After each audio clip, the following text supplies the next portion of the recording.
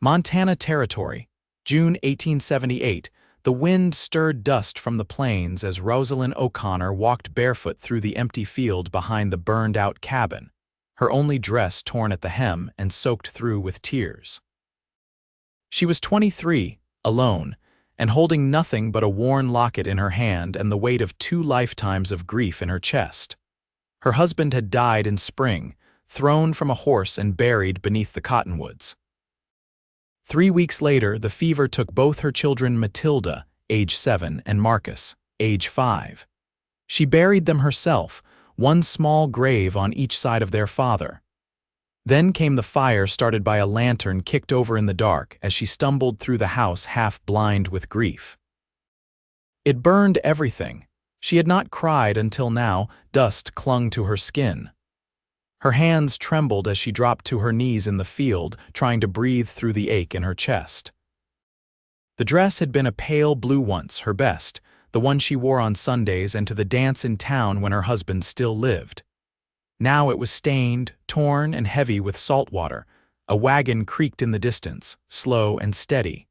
She did not look up until the hooves stopped 10 yards from her. The sound was followed by the quiet thump of boots on dry earth. "Ma'am," the voice was low, unsure.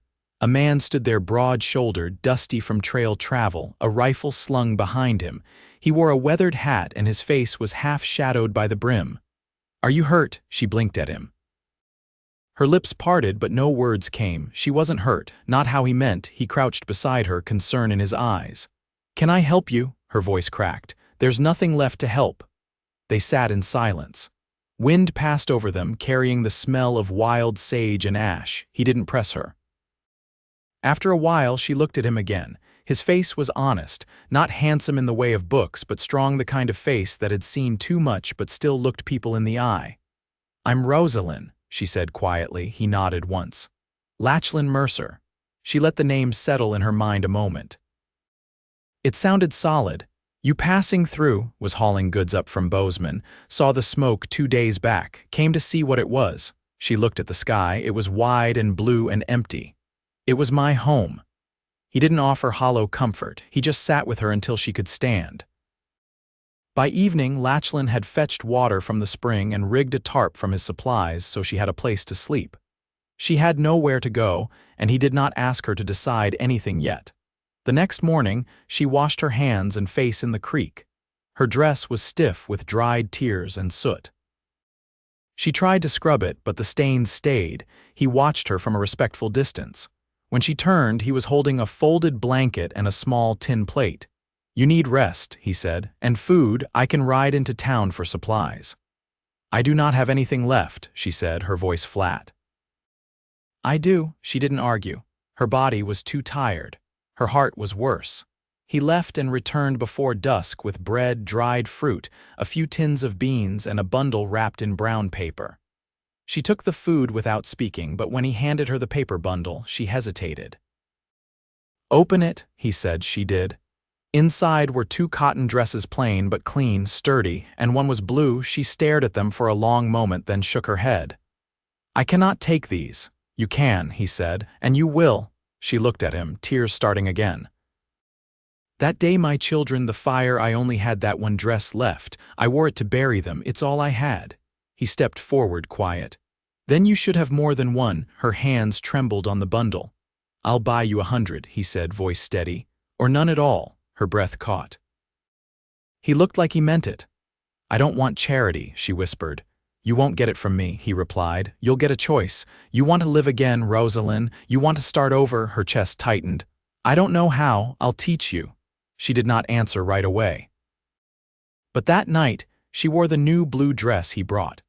It fit her well enough, and when she stepped out of the tarp shelter, the wind caught the hem and made it flutter like it still remembered Sundays and dances. Lachlan stood by the fire, cooking beans. He looked up and something in his eyes softened. "You look like yourself again," he said. She swallowed hard. "I do not know who that is anymore," he nodded. "Then we'll find her." They stayed on that land for 3 more days. Lachlan fixed the well pump, cleared the ash from the garden plot, and nailed boards over the door of the old barn to keep out the wind. He never touched her.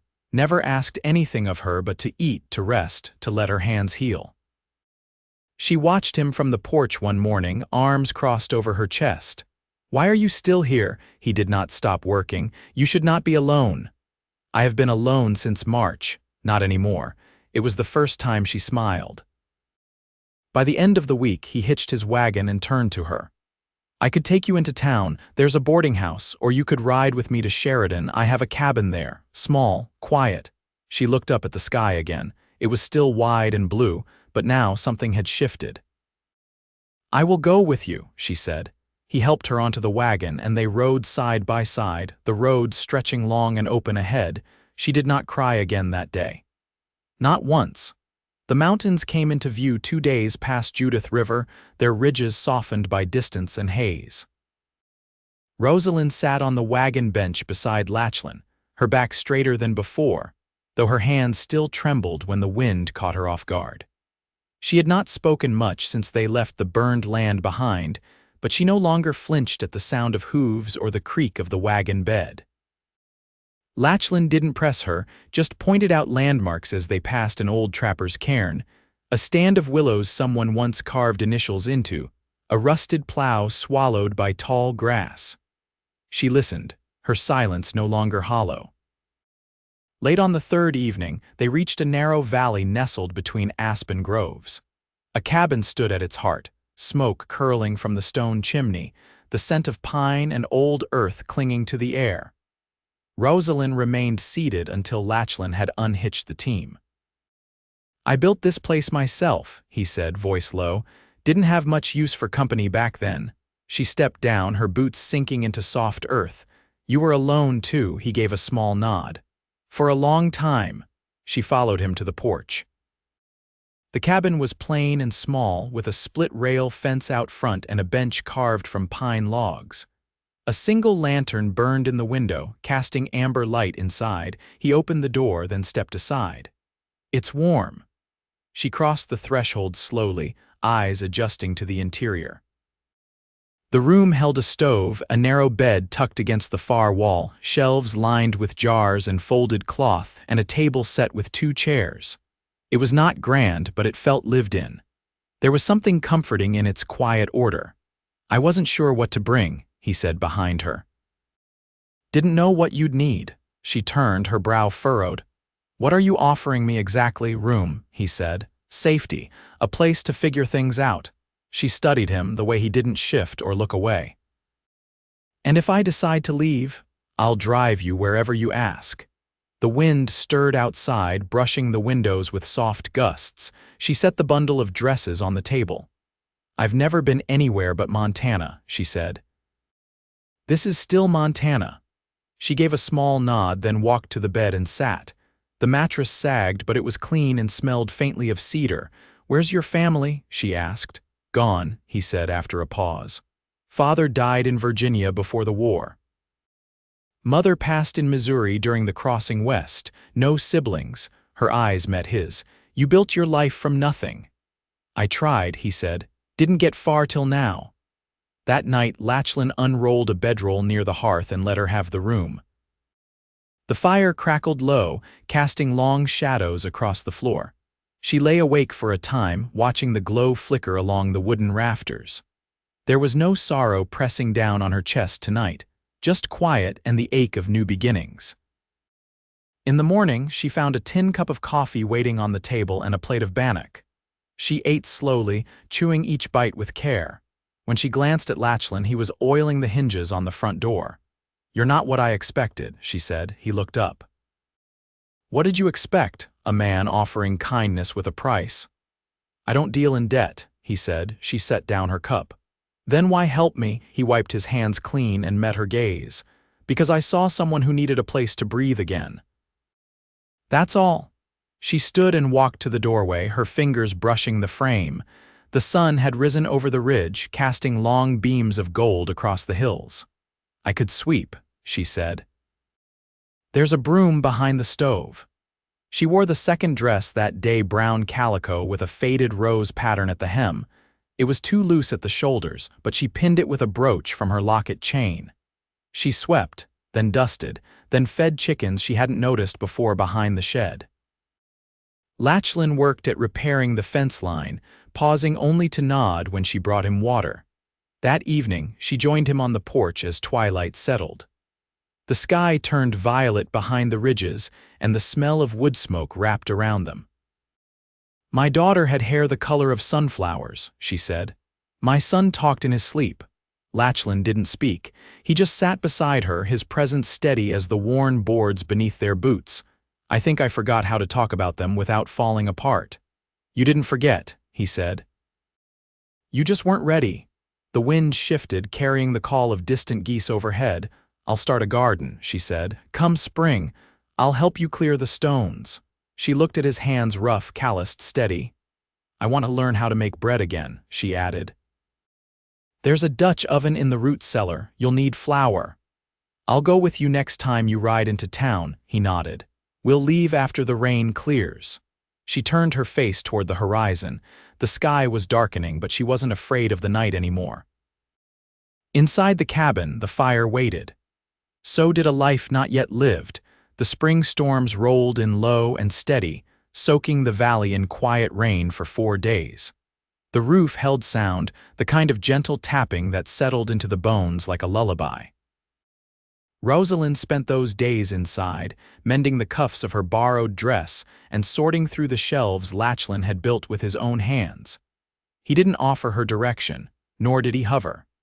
His presence was felt in the way the fire stayed lit and the kettle stayed warm. On the 5th morning, the clouds broke apart in long streaks of pale gold, and the air smelled of wet bark and thawed moss. Lachlan had gone out before dawn to check the creek's edge where the runoff sometimes carried loose stones down from the ridge. Rosalyn stepped outside barefoot, letting the mud squish between her toes, her hem pinned up so it wouldn't drag. A bluebird darted from the eaves and startled her, but she didn't flinch. She watched it fly until it disappeared into the trees. When Lachlan returned, his boots were soaked and his coat spattered with grit. "There's a beaver dam starting near the bend," he said, setting down his shovel. "Could flood the pasture if it holds too long. Will it ruin the grass?" she asked, brushing her hands against her apron. "Could. But I'll break it open tomorrow." She hesitated. "I'd like to come." He looked at her a moment, then gave a slow nod. "It's cold water. I can stand cold." He didn't argue. That afternoon, she swept the porch steps clean, then sat with needle and thread, repairing a tear at the hem of a curtain she'd found in the storage trunk. Lachlan carved a new yoke for the oxen, whittling it smooth by the chopping stump. They didn't speak much, but the quiet between them had changed shape. It no longer pressed down. "It moved near evening," she said. "You never told me what you did before you came west." He leaned back on his heels, wiping the shavings from his lap. "Worked cattle down in the Platte first. Then freight hauling. Army hired me a time or two for supply runs. I never cared for orders." She studied him, the way his jaw tightened on the last words. "You saw the war?" she asked, voice low. "I saw enough," he said. "Too many boys who thought glory was something you could tuck in your coat." And after, he met her eyes. "I came here to forget what I didn't want to carry," she nodded slowly. "I tried to carry everything. You don't have to now." They let the moment settle. The sun dipped lower, gilding the tops of the grass and turning the world soft. Later, she stood by the stove, her hands dusted with flour. She moved slow, careful, measuring by memory instead of spoons. Lachlan watched as she laid the dough into the pan and placed it over the coals. "I made this every first frost," she said, not looking up. "My daughter liked the crust best. She'd pick it off and leave the middle." He stepped closer, not touching her, just near enough she could hear his breath. "She would have been proud," he said. Rosalyn didn't answer, but her shoulders eased. When the bread was done, she cut 2 pieces and set them on the table. They ate in silence, the fire low, the dusk deepening through the windows. After the plates were cleared, she took the locket from her pocket and set it on the table between them. "I used to wear it every day," she said. "It's the only thing that didn't burn." He didn't reach for it. "What's inside?" She opened it slowly. One side held a pressed sprig of lavender. The other, a miniature drawing done in pencil her husband and children sketched in a child's hand. "I've thought about throwing it in the creek," she said. "But I can't." "You shouldn't," he said. She closed it and set it aside. "I want to build something new, not to forget, but so I don't only live in what's gone." Lachlan leaned forward, his voice steady. "You already are." The lamp flickered between them, casting soft light on her face. She met his gaze, and this time there was no flinch, no retreat. "I don't know what comes next," she said. "You don't have to," he replied. "You just have to stay." She reached across the table, her fingers brushing his. He didn't move, didn't speak. Just let her touch settle there, warm and real. Outside, the night deepened. But inside the cabin, something had shifted again, small but certain. Like the first green shoot breaking through thawed earth. The creek water ran high and fast from the snowmelt, clouded with silt and broken twigs. Rosalyn stood ankle-deep in the shallows, her skirts pinned above her knees, the cold biting but bearable.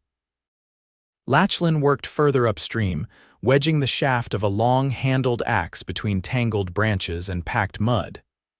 The dam had grown heavier than he expected, and the water pressed against it with a low, constant groan. She moved stones from the bank, stacking them in a loose pile. Her fingers were stiff, but she kept at it, feeling the pull of her muscles in a way she hadn't known in months. "You ever do this before?" he called over the rush of water, not looking up. "No," she said, "but I've pulled up stumps and cleared brush." "This isn't too different." He gave a dry grunt, then drove the axe in deeper. A knot of branches snapped loose and a muddy surge swept past her boots, soaking her hem. She laughed sharp and sudden. Lachlan turned then, startled, and she met his eyes across the current. "I forgot how it feels to be soaked and not care." He smiled, slow and genuine, then motioned her back. "Water's shifting. Come up before it breaks." She waded to the edge, boots heavy, and climbed out just as the heart of the dam gave way with a hard snap. The water surged forward, flattening the bank below. When the worst of it passed, she sat on a boulder, catching her breath. Lachlan joined her, dripping from the knees down. His coat was streaked with mud and his hair clung wet to his forehead. They sat like that for a while, the only sound the settling of the creek and the wind threading through the pines. "You ever think about leaving Montana?" she asked, her voice quiet but steady. He leaned forward, elbows on his knees. "Not often. Place has held me longer than anything else." She picked at a thread on her sleeve. "I used to wonder what the sea looked like. My mother said it was too big to understand. I thought maybe one day I'd see it." "You still could," she shook her head. "Not anymore. That dream belonged to someone else." "It doesn't have to," her hand stilled. "I wouldn't know what to do without land under me, without soil to turn." He nodded slowly. "Then you're where you belong." Later, back at the cabin, she hung her dress by the stove to dry and changed into the other one he'd given her. She braided her hair back, not neatly, but enough to keep it off her face. Lachlan set a tin of boiled potatoes on the table, and they ate in silence, hunger making the food taste better than it was. The lamp flickered low, almost out of oil. "I'll ride east tomorrow," he said. "Need to pick up seed and get the plow blade sharpened. I can be back before sundown if the river don't rise." She looked at him across the table. "I'll come." He paused, then nodded once. "We'll leave early." The next morning, she wrapped a shawl around her shoulders and tied her bonnet tight. The air was still cold, but the light had changed. It was clearer, brighter. They rode side by side again, the wagon creaking beneath them, wheels groaning through soft ruts. The town was small, just 2 dusty streets and a handful of buildings with tin roofs and faded signs, but it buzzed with the sounds of early spring. Chickens scratched near the smithy and a dog barked from under the mercantile porch. Inside, she moved through the store slowly, fingers grazing bolts of cloth and jars of preserves. Lachlan handed the clerk a list, then glanced over at her. She stood before a shelf lined with ribbon spools, one hand hovering near a roll of pale yellow. He walked over. "If you want it, take it." "I don't need ribbon," she said. "That's not what I asked." She pulled her hand back. "I don't know how to want things just for myself." Then it's time you learned. She didn't answer, but when he turned toward the counter, he saw the yellow spool tucked under her arm. On the ride back, she sat with her feet tucked beneath her, bonnet in her lap. The wind was gentler now and the road more familiar. She watched the trees pass, the sky stretch wide above them. "You said something once," she murmured, her voice nearly lost beneath the creak of the wheels. "What was that?" "That you'd buy me 100 dresses." "Or none at all." He glanced at her, the corner of his mouth lifting. "Still true?" "I don't want 100, she said. "Just one I choose for myself," he nodded. "That's the only one that matters." The cabin came into view, smoke curling soft from the chimney. The porch was dry now, the steps swept clean. She climbed down without help this time, her boots landing solid on the ground. The yellow ribbon rested in her hand, bright against the brown of her dress. She tied it around her braid that evening, fingers steady. When she stepped out onto the porch, Lachlan looked up from the bench and his eyes caught on the ribbon. "You chose that one?" "I did." He stood. "You look like spring come early." Her cheeks warmed, but she didn't look away. "I think I'm ready to plant," she said. "Tomorrow, maybe," he offered his hand. "Then let's do it together." She took it without hesitation. Behind them, the firelight glowed through the windows. Ahead, the garden waited, and the land stretched quiet and wide, ready to grow again. The morning sun came through the cabin window in long, golden slants, catching the edges of the tin basin and warming the floorboards beneath Rosalyn's bare feet. She stood at the table, pressing her palm to the folded paper where she had drawn out rows for the garden. The smell of damp soil still drifted in from yesterday's turned earth, and her fingers ached pleasantly from the work. Lachlan stepped in from outside, pushing the door closed behind him. He hung his hat on the peg by the door and brushed the dirt from his sleeves. "There's a stand of alder near the ridge," he said. "Be good for fence posts. I'll haul in what I can before the ground dries too hard." She turned from the table, wiping her hands on her apron. "I can help strip the bark. It's easier when it's still wet. You've got a good eye for what holds. I learned by doing wrong first." He smiled at that, then crossed to the hearth to pour coffee into 2 tin cups. She took hers and leaned against the doorframe, watching a pair of magpies hop along the fence rail. "You ever think about making this your forever place?" she asked. His eyes flicked toward her steady. "I think about it now." The air in the room shifted, not louder, not heavier, but more certain. She watched the way he stood, the quiet confidence in it, and something inside her settled deeper. That afternoon, they worked along the field's edge, driving slats into the soft soil, tying string to mark the rows. She knelt to place the seed, careful, methodical. When her knees grew sore, she leaned back on her heels and looked out across the pasture. "My mother would have said I'm putting roots down again," she said. Lachlan straightened from the post he was hammering. "She'd be right. She used to plant hollyhocks by the door. Said they kept away bad luck. We could plant some here. I'd like that."